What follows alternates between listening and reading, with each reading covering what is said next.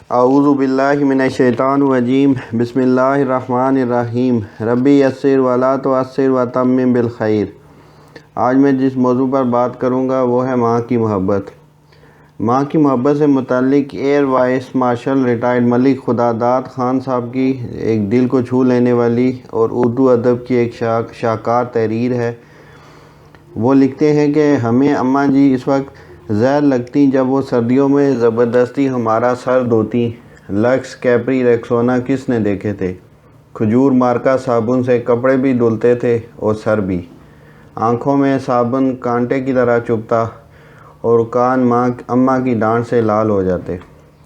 ہماری ذرا سی شرارت پر اماں آگ بگولا ہو جاتی اور کپڑے دھونے والا ڈنڈا اٹھا لیتی جسے ہم ڈمنی کہتے تھے، لیکن مارا کبھی نہیں۔ کبھی عین وقت پر دادی جان نے بچا لیا، کبھی بابا نے، اور کبھی ہم ہی بھاگ لیے۔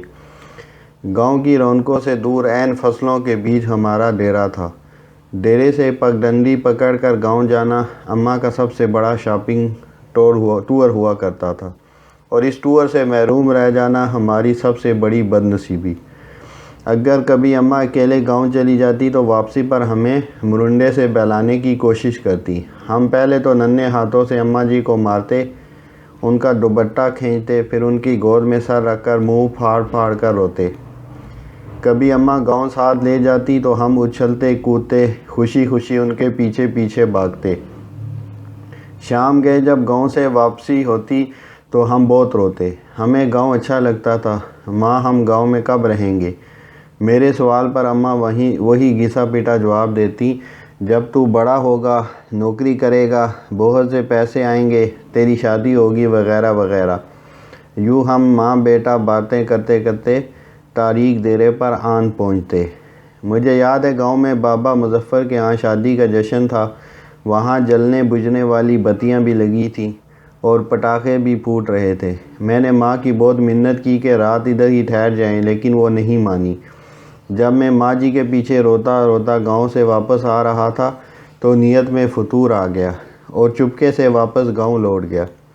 شام کا وقت تھا، ماں کو بہت دیر بعد میری گمشدگی کا اندازہ ہوا۔ وہ پاگلوں کی طرح رات کے اندھیرے میں کھیتوں کھلیانوں میں آوازیں لگاتی پھری اور ڈیرے سے لے کر گاؤں تک ہر کنویں میں لالٹین لٹکا کر جھانکتی رہی۔ رات گئے جب میں شادی والے گھر سے بازیاب ہوا تو وہ شیرنی کی طرح مجھ پر حملہ آور ہوئیں۔ اس رات اگر گاؤں کی عورتیں مجھے نہ بچاتی تو اماں مجھے مار ہی ڈالتی۔ ایک بار ابو جی اپنے پیر صاحب کو ملنے سرگودا گئے ہوئے تھے۔ میں اس وقت 6-7 سال کا تھا۔ مجھے شدید بخار ہو گیا۔ اماں جی نے مجھے لوئی میں لپیٹ کر کندھے پر اٹھایا اور کھیتوں کھلیانوں سے گزرتی 3 کلومیٹر دور گاؤں کے اڈے پر ڈاکٹر کو دکھانے لے گئیں۔ واپسی پر ایک کھالے کو پھلانگتے ہوئے وہ کھلیان میں گر گئیں، لیکن مجھے بچا لیا۔ انہیں شاید گھٹنے پر چوٹ آئی۔ ان کے منہ سے میرے لیے حسبی اللہ نکلا اور اپنے سسرال کے لیے کچھ ناروا الفاظ۔ یہ واقعہ میری زندگی کی سب سے پرانی یادداشتوں میں سے ایک ہے۔ یقیناً وہ بڑی ہمت والی خاتون تھیں اور آخری سانس تک محنت مشقت کی چکی پیستی رہیں۔ پھر جانے کب میں بڑا ہو گیا اور اماں سے بہت دور چلا گیا۔ سال بھر بعد جب گھر آتا تو ماں گلے لگا کر خوب روتی، لیکن میں سب کے سامنے ہنستا رہتا۔ پھر رات کو جب سب سو جاتے تو چپکے سے ماں کے ساتھ جا کر لیٹ جاتا اور اس کی چادر میں منہ چھپا کر خوب روتا۔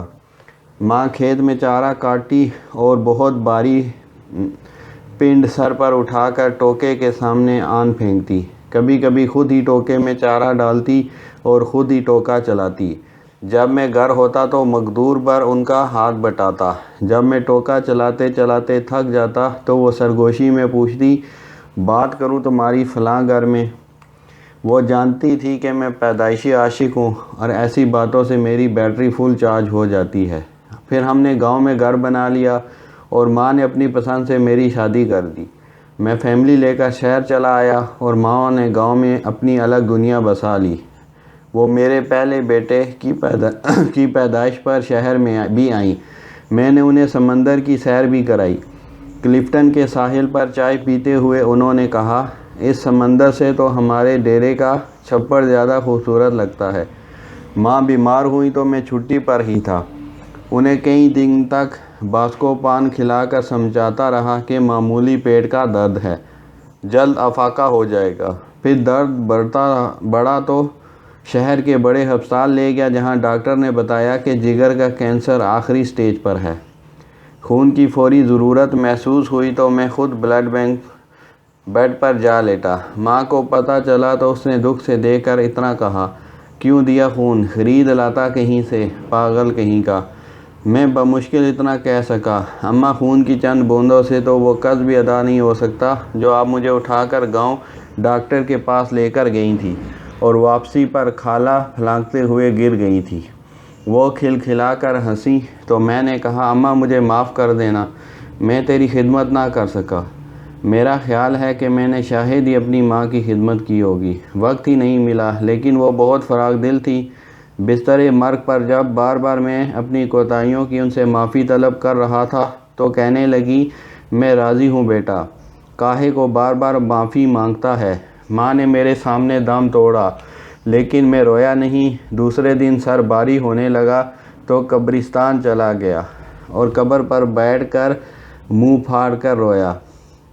ماں سے بچھڑے مدت ہو گئی، اب تو یقین بھی نہیں آتا کہ ماں کبھی اس دنیا میں تھی بھی کہ نہیں۔ آج بیت اللہ کا طواف کرتے ہوئے پٹھانوں اور سوڈانیوں کے ہاتھوں فٹ بال بنتا بنتا جانے کیسے دیوار کعبہ سے جا ٹکرایا۔ یوں لگا جیسے مدتوں بعد پھر ایک بار ماں کی گود میں پہنچ گیا ہوں۔ وہی سکون جو ماں کی گود میں آتا تھا، وہی اپنائیت، وہی محبت جس میں خوف کا عنصر بھی شامل تھا۔ اس بار منہ پھاڑ کر نہیں، ڈاڑھیں مار مار کر رویا۔ 70 ماؤں سے زیادہ پیار کرنے والا رب کعبہ اور ہم صدا کے شرارتی بچے۔ وما علینا الا البلاغ۔